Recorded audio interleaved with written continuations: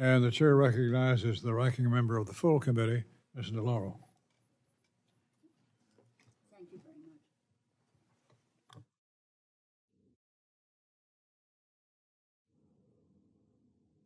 A lot of hearings happening at the same time, but delighted that you're here this morning. And what I wanted to look at is the issue of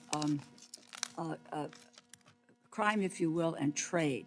DOJ plays a critical role in deterring crime through robust investigations, prosecutions, incarcerations, and the application of penalties. My concern about DOJ that there may be some serious blind spots and lack of resources in critical areas, particular the U.S. international trade enforcement. Example, 2022 U.S. imports were $3.27 trillion. Conservative estimates based on available data from Economic Policy Institute projected 5 to 10% of those imports were fraudulent. This means that there's annually $163 to $327 billion in illegal trade, which impacts U.S. workers, manufacturers, consumers, and our free trade partners. I understand DOJ's infrastructure to combat trade crimes is lightly resourced. 2022 U.S. Customs and Border Protection collected $19.4 million in penalties on $3.27 trillion of trade. That seems to me to be a drop in the bucket. I understand that international trade prosecutions are also low to non-existent. Couple of questions. Can you give us a sense of DOJ resources you are using to prosecute these bad actors associated with crimes that violate trade laws? How do you work with CBP and HSI to increase the number of prosecutions? Would you say, based on DHS enforcement data, that combating international trade crime is a priority within DOJ? Why or why not? And how familiar are you with DOJ's efforts and resources dedicated to investigating and prosecuting international trade crimes? What's your assessment of the department's actions, including the number of prosecutions and penalties? Thank you. You put your finger on an important risk to our economy, which is fraudulent traded goods. That's why we have a trade fraud task force, which enhances collaboration between the Justice Department and the other agencies that you were discussing to investigate trade fraud. It helped initiate more than 70 investigations involving hundreds of millions of dollars of fraudulently imported goods.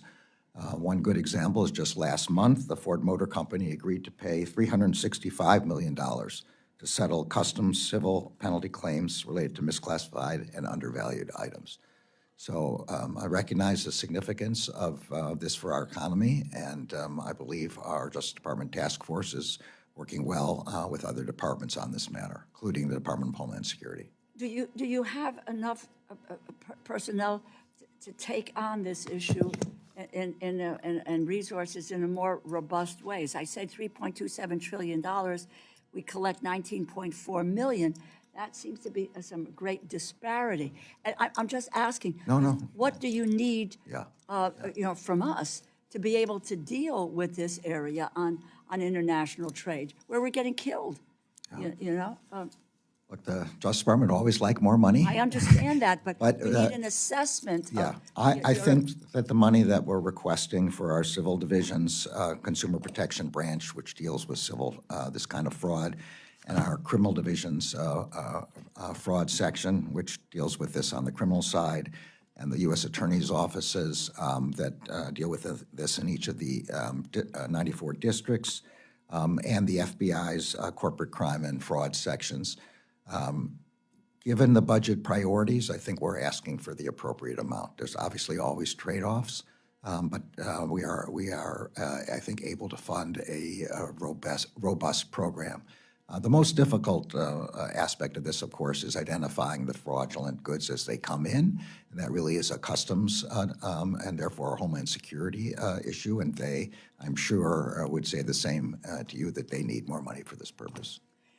I'm going to let you pursue that. I'm just going to say something very quickly. I'm running out of time. As you know, Antitrust received, this is Antitrust Division, roughly a 4% increase in 2024 over the prior year. I want to ensure that we can continue to justify these critical investments, protect consumers from unfair and anti-competitive business practices. Do I have your commitment that we can work together? I would like to work with you and with my staff on answering questions that we have on what resources the Antitrust Division, and frankly, this could apply to all of DOJ, that you will need for 2025. Yes, of course. We're very eager to speak with you about that. The total we've requested is $288 million, which is an increase of $55 million over the enacted FY24. I will say I've always been concerned about this. I entered the Justice Department in 1979, and we barely have more attorneys in the Antitrust Division now than we had in 1979. I think this is the first year we've been able to bring the number up to the number of attorneys we had when I first entered the department. But we'd like to work with you on how well we can track the resources that are necessary for you to be able to do your job. And as a final comment, I'm very, very interested. Last night, listened to the FTC commissioner and about the working together with DOJ, because we have serious issues which affect consolidation, which raises prices in this nation, makes anti-competitiveness a reality, and how between DOJ and the FTC we can address these issues in a very, very robust, strong way to get at ending these monopolies, if you will, that only increase prices for the American people. Thank you very much. I yield back, Mr. Chairman. Chairman Adderholt. Thank you.